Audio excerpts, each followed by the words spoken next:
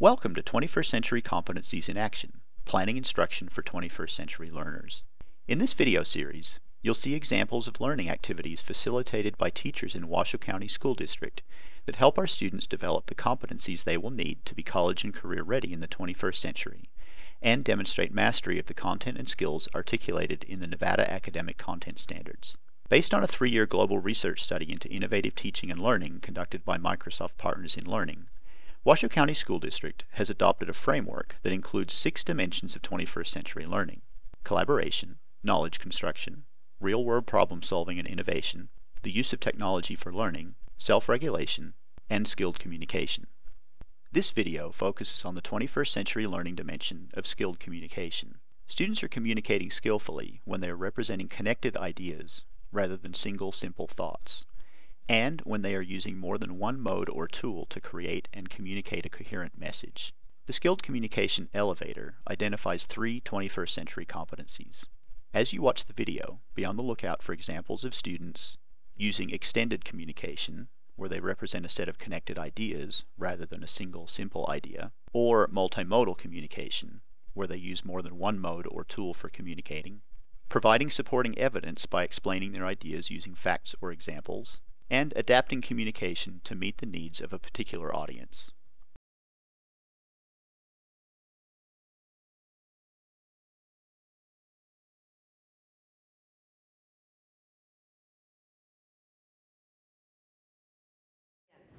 Does everybody have all 3 of the handouts?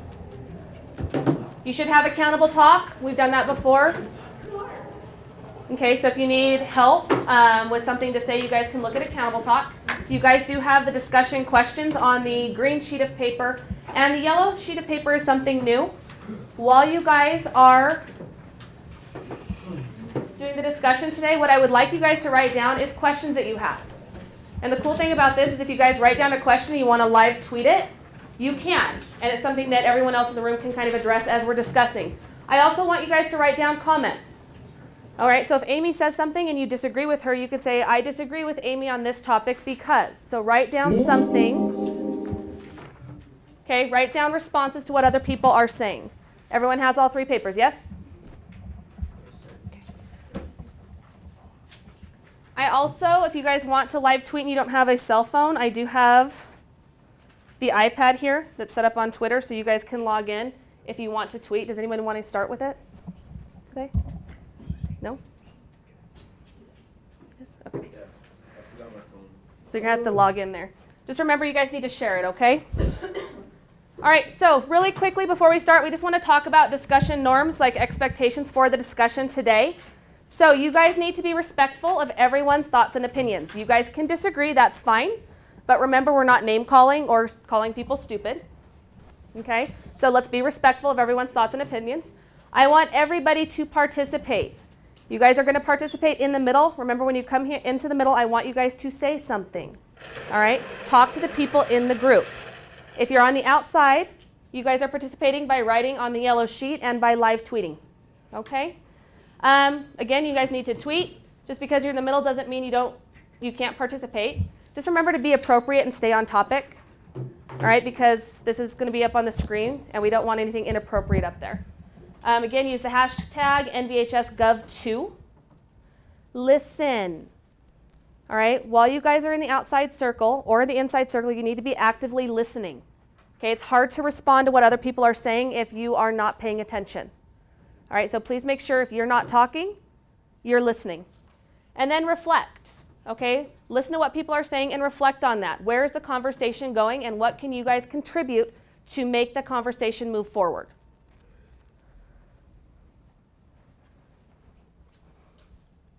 Me and Ms. Butler will be grading you guys as you are discussing what we are looking for. Are you actively listening to the conversation? Okay, so if you guys are over here doing something you're not supposed to be doing, you're probably going to lose points. So make sure that you're actively listening and participating in the discussion. And then, are you contributing meaningful thoughts that move the discussion forward? Okay, I don't want to hear things like, yes, I agree. Well, why? Okay, so expand on those thoughts. Or if you say something like, no, I disagree, why do you disagree? All right, do you have any questions before we begin? What Again, we'll be tapping you guys in and out of the circle. So if you guys get tapped on the shoulder, in the inner circle, you need to move out. On the outer circle, you need to move in. And remember, we'll keep you in that inner circle until you say something. So don't just go into the middle circle and sit there. Any questions? No? All right, let's go ahead and get started. All right, Bryce, will you go ahead and read the first question? What is hate speech? How do you define hate speech? Should hate speech be protected? No, it shouldn't. It leads to violence, always. Most of the time it will. I feel like I feel like hate speech should be protected because you should be able to share your opinion whenever you want, even if it does affect other people. Because it's America and you're supposed to be like free. You're supposed to be able to do what you want, supposed to be more opportunities. So that's like just limiting a lot of stuff that's like taken away. I get what you're trying to say, but I mean, like, I don't think it should be protected because, like, it leads to violence, like, bad violence too. Like, let me see, like, burning crosses and stuff like that. Like, what about Christian people? What are they gonna say? They're gonna come back and put, like, another cross, and then they're gonna come and burn it or something like that. It's gonna lead to violence eventually. So, I mean, I don't feel like that should be protected. I want to add on what Gio said, like, wearing the American flag on Cinco de Mayo. I mean, some people might find it offensive, and us Americans might not.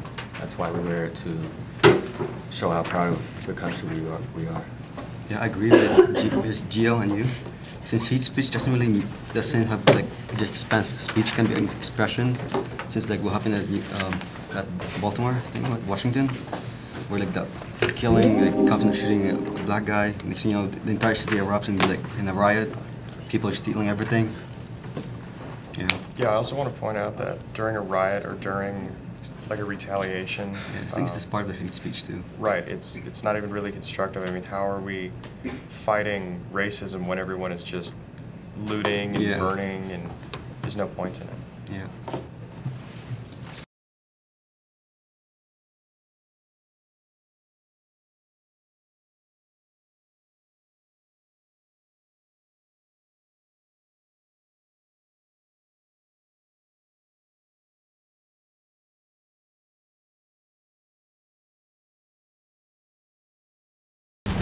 What types of speech should be allowed, not allowed, or what types of speech should be allowed / not allowed in schools? Should students have their freedom of speech rights significantly limited? Why or why not? I think that speeches that shouldn't be allowed in school are speeches that are going to cause violence between students. Or like they will get majorly hurt, not like just an argument or anything. No one is in the hospital or something. I believe that there's other ways to handle those kind of situations, couldn't it? Instead of leading right into violence. You could do something, JD. There's something. Alright. Come with the next question. Should symbolic speech such as burning the American flag or stomping on the American flag be protected by the speech? Why or why not? Because it's still our right to say something, just like with speaking up to wanting to overthrow our government, we're allowed to do that, and that's a statement we're trying to make.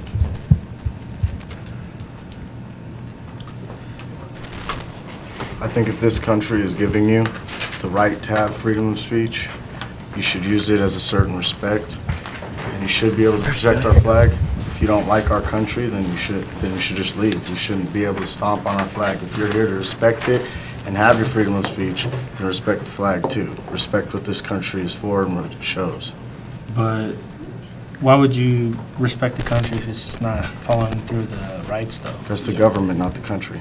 It's the government still, but yeah, the country is ran by the government, and how are you going to say that you stand for what the flag believes Country's in also when it run by the doesn't give you freedom Constitution. of speech But to do those kinds of things? You're protected under the Constitution to do that. Yeah, but they're basically just smacking you in the face. What are you gonna do? Nothing.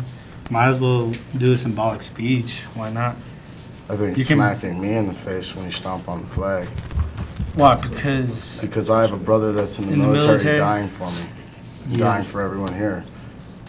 That's true. That's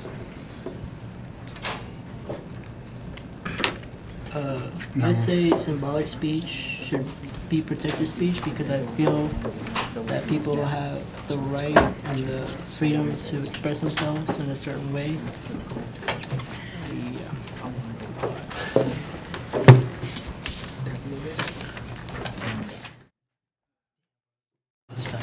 Dude, I'll be back. But also, symbolic speech should be protected because often it's a lot more powerful than just words. Sometimes you have to have like a gift to be able to speak and powerfully to make people feel. But a symbol can get through to people so easily. And if with symbolic speech, you can have other people feel what you feel, know what you're thinking, and it can help to cause reforms and improvements. I don't get why symbolic speech is like as burning as an American flag. Like, think about it. If you hate the country that much and you burn the flag, why are you in it? Why don't you just leave? But you can still... I mean, you don't burn the flag. You can say you don't want to be in this country anymore and leave. But why you burn the flag when other people die for that flag? But you can still love the country. You can still love the country and burn that flag. Because this is where you live. This is your home. That's where your family came from, right? But you can still love it, but you might not like some certain things that are going on at the moment. You hate certain government officials or something, and you want those specific things to change, and you can display that through the flag. Well, I think this should be shared with the demeanor with hate speech in the sense of it's protected, but that doesn't mean it has to be accepted. You don't have to like what people say or do, and you can openly not like it. You can openly say and do what you want. That's the beauty of this country, that if someone says something that is inherently wrong, then you can say it's wrong. Just because they have the freedoms does not mean that they are the only ones with the freedoms. All right, think about it like that. Like you just said, it goes as hate speech, right? So think about it if it like leads to violence, like as I said earlier. Like think about it, you're burning a flag, so somebody that's like in military or something like that didn't like it. What if they came up to you and they just hit you? Would you still be okay with that? About burning the flag, would it still be okay? No, it wouldn't because it leads to violence. But would I be in the wrong, or would they be in the wrong for They would be in committing the a wrong violent for act? coming to It could go and both ways. turning it into a thing. It's not both ways. No, it's Both only. ways. How do you feel about gun rights? I mean, You should be able to own a gun without a problem. so why is it our constitutional right to own a gun, but it's not our constitutional right to have freedom of speech? Because freedom And of speech. freedom of symbolic matters Okay. like that. All right, guys. You can't pick and choose from the Constitution. All right. It's all or nothing. So, you own a gun. Think about it. You're protecting yourself. Or you're committing violent acts. How? Go shoot up a school. Something Shoot up like a that. school. What about? Okay, think about it like. Robbery, killing someone, drive by. I don't know. There's a million things you can do with a gun. I mean, you don't give a gun to a person that has a felony or something. You're not gonna give a gun to somebody that molested a child or something. You're not gonna do that. Think about it. They do background checks. They won't give you. What is it? I don't know, but they don't give you a gun if you're. So like, me being a non-criminal, I still have the right to burn an American flag if I want to, because that's my right. I think the distinction is if you say something, you're not committing a crime.